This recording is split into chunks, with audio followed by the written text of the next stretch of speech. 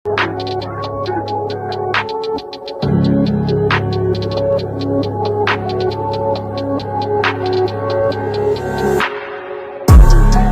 होता है वो जाता है, कुछ लोगों के साथ मूसा की तरह लाठी लेकर के, बाइबल लेकर के जाता है और समुद्र को दो हिस्सों में बांटने की कोशिश करता है, लेकिन उसके साथ एक अनोखे हुए लोग हैं जो किश्ती के ऊपर दिखाई दे रहे हैं, वह ऐसे में परमेश्वर की आराधना कर रहे हैं और बाइबल से वचनों को भी पढ़ रहे हैं।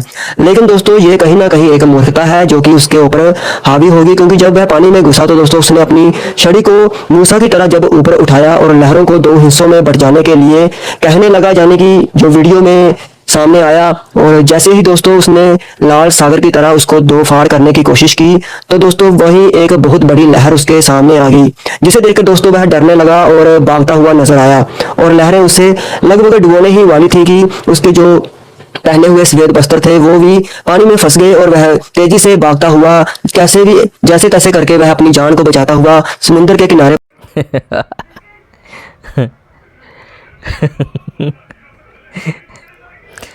ଖ୍ରୀଷ୍ଟରେ ପ୍ରିୟ ଭାଇ ଏବଂ ଭଉଣୀମାନେ, ତ ଦେଖନ୍ତୁ ଏଠାରେ ଯେଉଁ ବ୍ୟକ୍ତି ଜଣକ ଅଛନ୍ତି, ଏ ବ୍ୟକ୍ତିଙ୍କର ତାଙ୍କର କହିବା କଥା ହେଉଛି ଯେମିତି ମୂଷା ସମୁଦ୍ରକୁ ଦୁଇ ଭାଗ କରିଥିଲେ।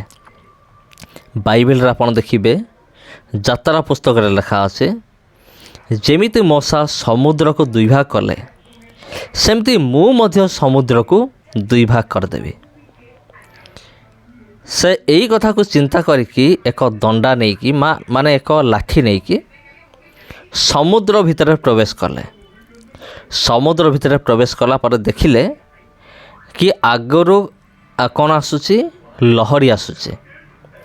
ସେ କ'ଣ କଲେ, ଯେମିତି ମୂଷା ପାଣିକୁ ଦୁଇ ଭାଗ କରିଥିଲେ ସେମିତି ତାଙ୍କର ସେ ଲାଠିକୁ ସମୁଦ୍ର ମଝିରେ ସେ ଦେଉଛନ୍ତି।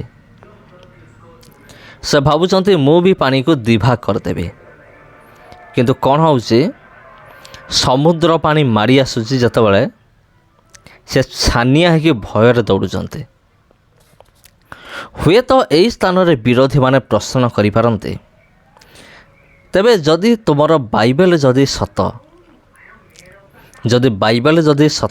ବାଇବେଲରେ ଯେଉଁ ମୂଷାଙ୍କ ବିଷୟ ଲେଖା ଅଛି ଯଦି ତାହା ଏକ ସତ୍ୟ ଘଟଣା ଅଟେ, ତେବେ ଏହି ବ୍ୟକ୍ତି ମଧ୍ୟ ପାଣିକୁ ଦୁଇ ଭାଗ କରିଦେବା କଥା, ସମୁଦ୍ରକୁ ଦୁଇ ଭାଗ କରିଦେବା କଥା।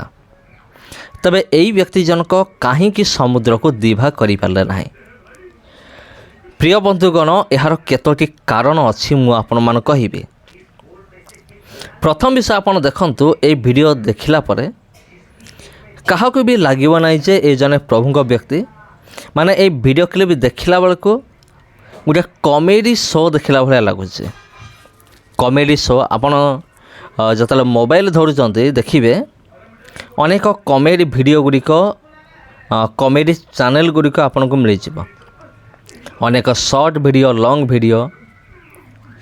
ସେ କମେଡ଼ି ଭିଡ଼ିଓ ଗୁଡ଼ିକ ଦେଖିଲେ ଯେମିତି ଲାଗେ,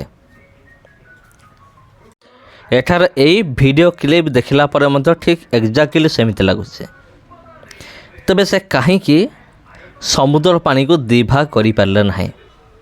ଜଣେ ପାଷ୍ଟର ହେଇକି ଯଦି ମୂଷା ଦୁଇ ଭାଗ କରିପାରିଲେ, ଏଇ ବ୍ୟକ୍ତି ଜଣକ କାହିଁକି ପାରିଲେ ନାହିଁ?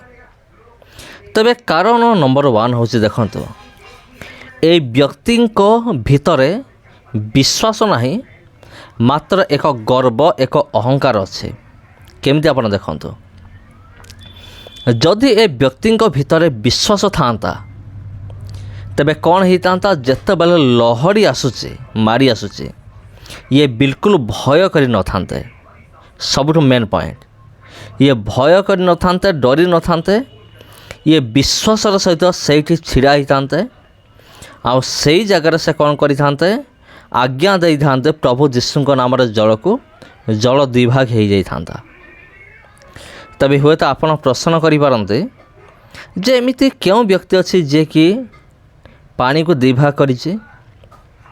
ପାଣିକୁ ଦୁଇ ଭାଗ କରିବା ବାଲା ଖ୍ରୀଷ୍ଟିଆନ ଲୋକମାନେ ଅଛନ୍ତି, ସେମାନେ ଅଲରେଡ଼ି କରିଛନ୍ତି। କିନ୍ତୁ ସେହି ସମୟରେ କୌଣସି ମୋବାଇଲ ନଥିଲା କି କୌଣସି ଇଣ୍ଟରନେଟ୍ ନଥିଲା, ସେଥି ନିମନ୍ତେ ସେହି ଘଟଣା ଗୁଡ଼ିକ ପରିପ୍ରକାଶ ହୋଇପାରିନାହିଁ।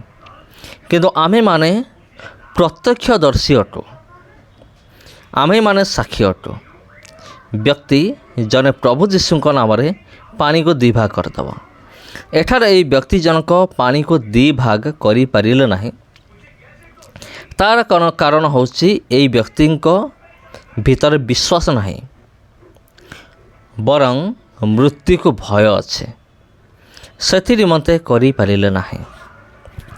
ଆଉ ଦ୍ୱିତୀୟ କାରଣ ହେଉଛି ଯେମିତିକି ପବିତ୍ର ଧର୍ମଶାସ୍ତ୍ର ବାଇବଲ ଲେଖାଯାଏ, ତୁମ୍ଭେ ଆପଣା ଈଶ୍ୱର ପରମେଶ୍ୱରଙ୍କୁ ତୁମେ ପରୀକ୍ଷା କରିବ ନାହିଁ। ପରୀକ୍ଷା ନ କରିବା ପାଇଁ ଲେଖା ଅଛି। ଏଠାରେ ବ୍ୟକ୍ତି ଜଣକ ଚାଲିଗଲେ ମାନେ ଈଶ୍ୱରଙ୍କୁ ପରୀକ୍ଷା କରିବା ନିମନ୍ତେ, ଦେଖାଯାଉ ମୁଁ ବି ସମୁଦ୍ର ପାଣିକୁ କ'ଣ କରିବି, ମାରିବି ସମୁଦ୍ର ପାଣିକୁ, ଦେଖାଯାଉ ଦୁଇ ଭାଗ ହେଉଛି ନା ନାହିଁ। ଏଇଟା ହେଉଛି ସଦାପ୍ରଭୁଙ୍କୁ ପରୀକ୍ଷା କରିବାଟା। ତେଣୁ ଯଦି ଆମେ ସଦାପ୍ରଭୁଙ୍କୁ ପରୀକ୍ଷା କରୁଛୁ, ତେବେ ସେ କାର୍ଯ୍ୟ କେବେ ହେଲେ ବି ସଫଳ ହେବ ନାହିଁ। ସେଥିପାଇଁ ଲେଖାଯାଏ, ତୁମେ ଆପଣା ସଦାପ୍ରଭୁ ପରମେଶ୍ୱରଙ୍କୁ କେବେ ତୁମେ ପରୀକ୍ଷା କରିବ ନାହିଁ। ଯେତେବେଳେ ଶୟତାନ ପ୍ରଭୁ ଯୀଶୁଖ୍ରୀଷ୍ଟଙ୍କୁ ପରୀକ୍ଷା କଲା, ଆଉ ସେହି ସମୟରେ ତିନୋଟି ପରୀକ୍ଷା ମଧ୍ୟରୁ ଗୋଟେ ପରୀକ୍ଷା ମଧ୍ୟରେ ପ୍ରଭୁ ଯୀଶୁ କହୁଛନ୍ତି ଯେ ବାକ୍ୟରେ ଲେଖା ଅଛି, ତୁମ୍ଭେ ଆପଣା ସଦାପ୍ରଭୁ ପରମେଶ୍ୱରଙ୍କୁ ପରୀକ୍ଷା କରିବ ନାହିଁ।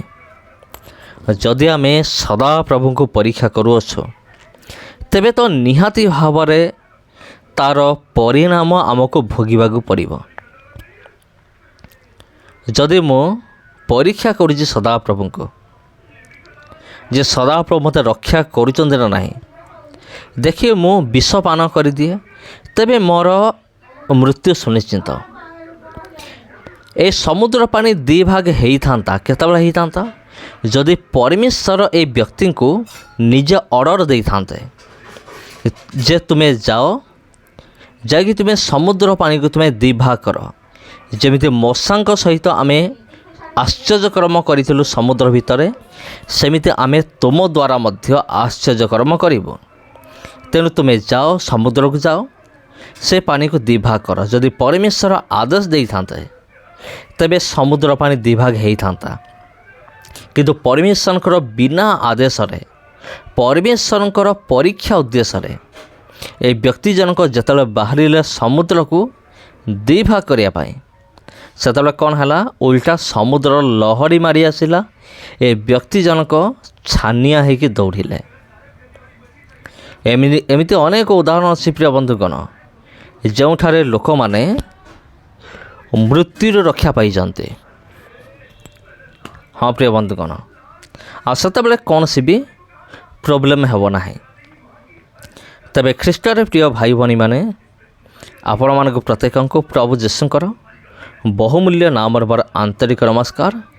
ଯଦି ଏହି ଭିଡ଼ିଓ ଆପଣଙ୍କୁ ଭଲ ଲାଗିଥାଏ, ଭିଡ଼ିଓକୁ ସେୟାର କରନ୍ତୁ, ଚ୍ୟାନେଲକୁ ସବସ୍କ୍ରାଇବ୍ କରନ୍ତୁ। ଧନ୍ୟବାଦ।